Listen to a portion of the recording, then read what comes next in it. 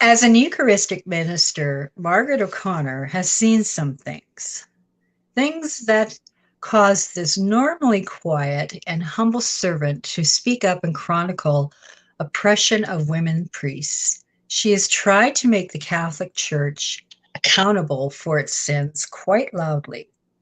You can read the chronicle of her findings in her book, Scandal in the Shadows, The Original Priest, Mother Mary. O'Connor has been anointed the title of modern day David. Her activism holds no boundaries. She has picketed, is a member of Call to Action, Roman Catholic Women Priests, the Survivors Network of Those Abused by Priests, and so much more. Please welcome Margaret Mary O'Connor. Thank you for being here. Oh, it's wonderful to be here, Debbie. Thank you. Serving a position in the church is not just a job. It's not just grabbing a paycheck. It is a calling. There's a huge sacrifice involved. When did you know that this was going to be your life? Well, actually, when I look back as a young girl in the Catholic Church, I happened to grow up in an Irish Catholic family, and our faith was very important. And as I was a young girl, my mother brought my brother Paul as a birthday gift a replica of a church altar. So Paul immediately stepped behind the altar. He was going to be the priest. And myself and my twin sister, Pat, we grabbed two chairs and sat down in front of the altar. We were like the parishioners.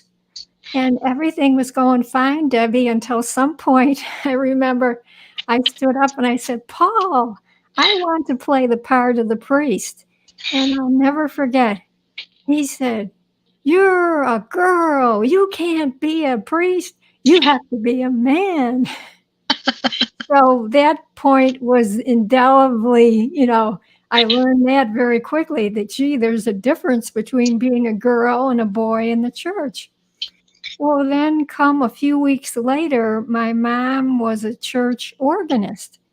And after the choir practice, she said to my sister, Pat, and myself, would you like to go and stand behind the altar? Well, we were just excited because you have to remember back in the 1950s, you didn't see girls up on the church altar.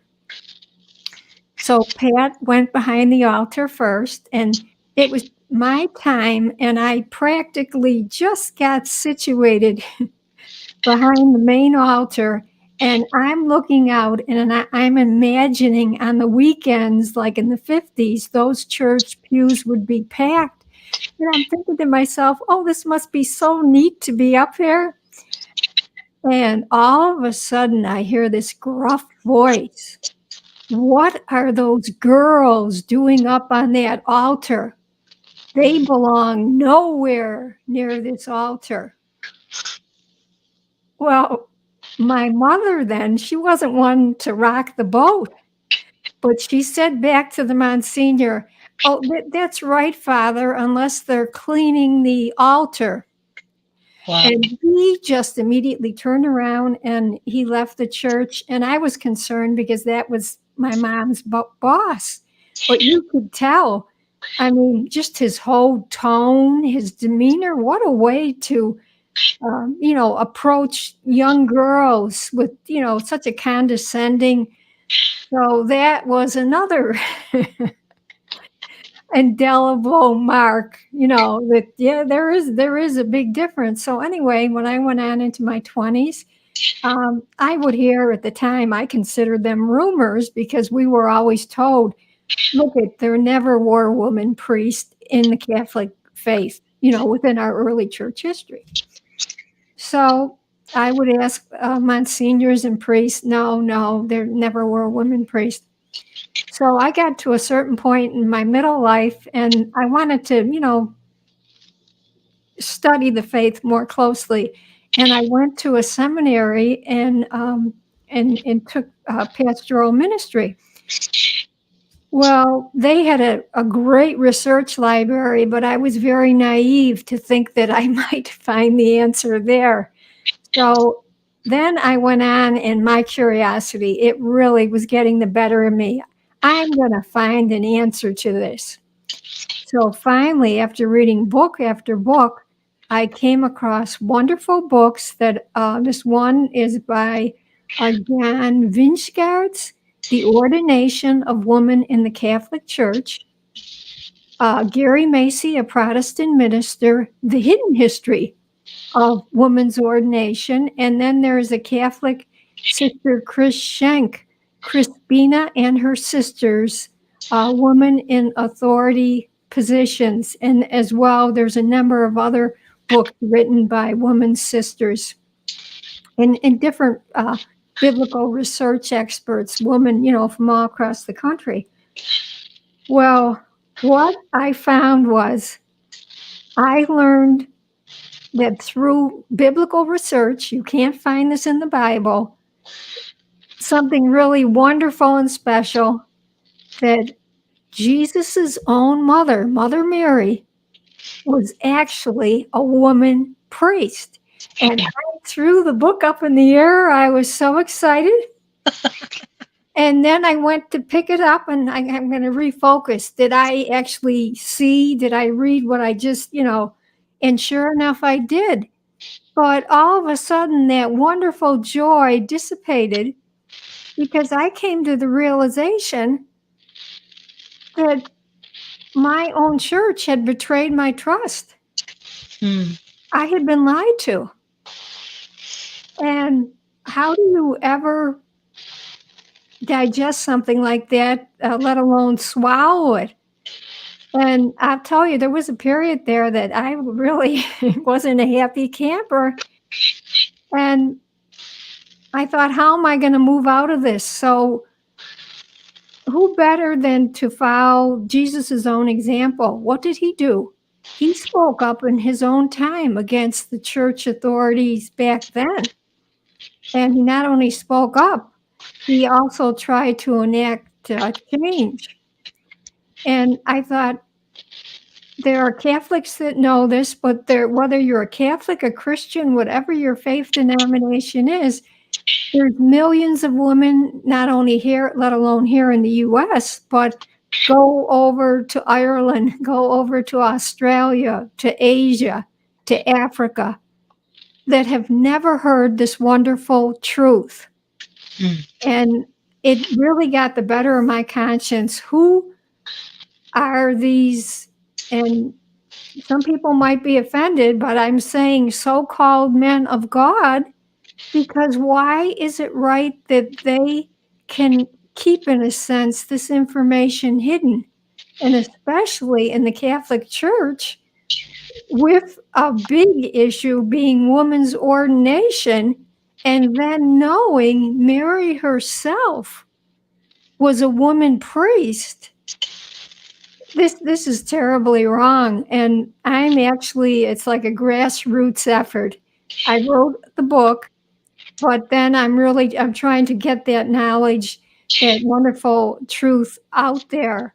So I would really appreciate the listeners, if you could pass this on to your family members, your friends, your relatives, because unfortunately, that's the only way that it's ever going to be learned. So, do you remember your first sermon? Oh no, I'm not a minister. I'm you're not a minister. I'm a lay person. Okay. Eucharistic minister. I can go to seminary school and. I went as a lay person to a seminary, and that's allowed. As a woman, I got a master's in pastoral ministry. But as a woman, I never could go there and go further. And get a master's in theology. Yeah. Okay. Yes. So there's that definite distinction. And yet we were baptized, whether you're a baby boy or girl, you receive the exact same baptism. So we are, in fact, equal in every way, except with the church fathers and their church laws.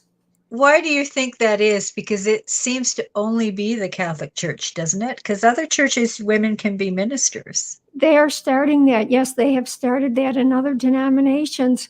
Well, I mean, the hard truth is they would have to come out and acknowledge that they haven't been giving us, and again, it's the truth. There's 5 biblical reasons why women supposedly can't be a woman priest, okay? And they always state that they are emphatically biblical in nature, where biblical research has proven that it's cultural prejudice. So here again, I mean, that might be all right back in the Dark Ages, the Middle Ages, but I mean, seriously, we're in 2022 and our hierarchy has not said, look, we're sorry, but you know, these aren't biblical. These were cultural in nature, and that goes back also way back in our early in Rome. They were the ones that started the law system, and unfortunately, in Italy, you had Catholic theologians that lived there. Well, if you have laws, civic laws by Rome that are very demeaning to women, and then in that same culture, you have these Catholic theologians living, they basically shaped that law into church law. Well, I mean, let's face it, the woman had 10 strikes against them. And that's why, again, if you go way back into the early history of the church, this one canon lawyer, he basically, women were at fault for everything, for men straying. They were she-wolves, they were night owls, they were sows, they were bitches, every derogatory thing that you could call them, they were that. Women were looked upon as sinful. Women were looked upon as unclean. Now, what do I mean? At that time of month. And they were just abhorrent that Jesus had to come through his mother's birth canal, had to come through that blood, that was so repulsive. But what that meant was that was a strike against women. How could we have a woman up there on the altar if she's in this condition? So that was like a reason, in a sense, to prevent women from being on the altar. They were sinful, they were unclean. And then if you move ahead, in 1976, the Pope has his own commission. It's called the Pontifical Biblical Commission. And they were looking, Debbie, right into that issue of women being priests. And this commission definitively found there's absolutely no reason, a biblical reason, why women can't be priests. Okay, hello, that was 1976. So my question is, why has there been no movement? Control? Oh, yes, that's control. Back 2 years prior to that, there was an international theological commission, and they were looking into the question in 74 of women as deacons. And this was amazing. They found 3 of the earliest Greek studies, and it showed men and women being ordained as deacons. They had to be on the altar. They both had to be in the presence of a bishop who laid hands over them and officiated in prayer. They were each given a stole to put around their necks. And then as well, they were given the cup to drink from. And the women were known as deaconesses. So my question is, here's a perfect example. Here's another commission that never followed through and changed what they should have. So we have Pope Francis now in 2016 convening this brand new commission to look into whether women were deacons. Hmm. And go back even into Vatican II, there was in the Constitution on the Church in the Modern World, I think it was Article 29, and basically that said they wanted to eliminate any type of discrimination within the church. Well, hello. I mean, we can laugh about this, but really, there's Oh. this pattern that why isn't the church following the findings of their own commissions? And Well, even when you look at uh, the vows, you've got the vow of chastity and the vow of poverty, and both those things have been, how many stories do we hear of the vow of chastity being broken by priests, and also the vow of poverty? I don't know about, the money that the Catholic tax is more than every country put in the world together, I think. oh, I know, and it's sickening. I live in Buffalo, New York, and back in 2018, it broke that Yeah. what was going on, with the sexual abuse and that. And in fact, the seminary that I got my degree from has since closed. I mean, it's pretty bad when they have to close the seminary. Yeah. But again, it went back to the hierarchy, whether it's the bishop, whether it's the cardinal. They had the discretion to determine if a priest did something wrong. They were the ones, not the police, that made the determination. Now, Right. is that a sin or is it a crime? Well, miraculously, and this is awful, all of these priest sexual abusers, that was seen as a sin and not as a crime. Wow. So obviously that priest never was sent to the proper authorities and was basically let loose.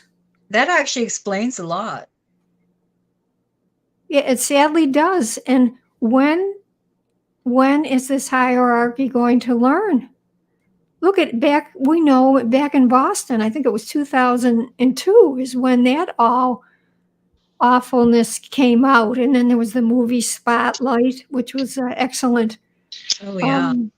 And you would have thought, well, now we're going to enact new laws within the church, supposedly to quell this. This is my own personal belief, until the enablers, I call them, the bishop enablers, the cardinal enablers, until these individuals are arrested, nothing's going to change. This is still going to go on. It's all about money and power too, I think. Yeah, nobody wants to give up their power. Nobody wants to give up their position. And I guess when you have to admit that there's a bad apple in your group, you almost have to look at, okay, why didn't I see that sooner? Why didn't I do anything about that before? I don't know. Maybe I'm just throwing that out there. Well, within the Catholic Church anyway, there was a saying, it was called pray, pay, and obey. And of course, this went on for decades. But when you look at it, oh my God, it was wonderful for the hierarchy because there was absolutely no accountability. There weren't like, it wasn't until the 70s after Vatican II that they basically started, that the laity started getting involved. And they were even still hoodwinked then. They had no idea, about this sexual abuse. But it's like if you never have the ability to question, or no, you're not supposed to question, well, then there's a certain complacency that comes into play. Mm-hmm. And this is another thing, is that I just want any of the listeners to know, Vatican II came out and they did say there was a constitution for the laity, and that if you're a member of the laity and you have something important to say, that you can speak out so that I'm not breaking any law. And let's face it, the only way things are going to not only change, but actually be cleaned up is if the hierarchy has to be accountable. Yeah. And that's the problem. I think that's the main reason why those, I said the commissions, nothing ever happens, is because they're not being held accountable. Let's face it, they're in the driver's position because they came out centuries ago and made that pronouncement that no, there never were women priests. So they don't have the press hounding them. And then I find it when I look over the years, it's like anyone that tries to make a correction, we're still fighting this issue. But if you look at it in the context from the 1976 definitive statement, that there is no biblical reason to prevent women from becoming priests, Mm-hmm. the church has actually answered the whole question. Isn't that ironic? But yet we're still having to bring in all of these, like the biblical positions, our prejudice, and all the information I gave you about the commissions not following. We're stuck there. It's like we're going around and around in a circle. And the laity, like just as myself, I'm just a regular Catholic member of the laity. We all need to get involved, and we just need to speak up and speak out. And when I picket, some people have the view of like years ago. I mean, it was awful. When the unions first started, it was pretty rough. We have signs and we don't yell or shout at all. It's actually very quiet.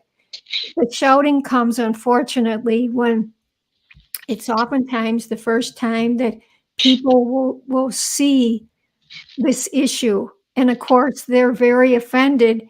And right away, some of them, some individuals, unfortunately, uh, think that we are like lying, that we're making this up. Well, how can you say this? Our, church has told us whatever. But I just would like anyone listening to step back for just a minute and realize I would never have written this book if I didn't know that I could come out and I could speak from the position of truth. Mm. Because that's what's really given me, in a sense, the courage to do this, because I know I would be questioned. And I'm just trying to bring such wonderful information. Let's face it, right now, our church, anyway, has an awful priest shortage. Mm. And if there was any time in the history that we need women priests, now is that time. So have you had, what kind of pushback have you had for speaking out and writing this book? Have you been threatened? Have you received a lot of negative pushback?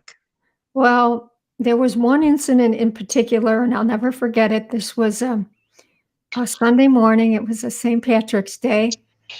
And I was picketing with another gentleman. There was just two of us. And we were in front of St. Joseph's Cathedral in Buffalo, New York. And when this sexual abuse came out back in 2018, the Diocese of Buffalo, it was 2018 or 19, they hired a retired FBI agent.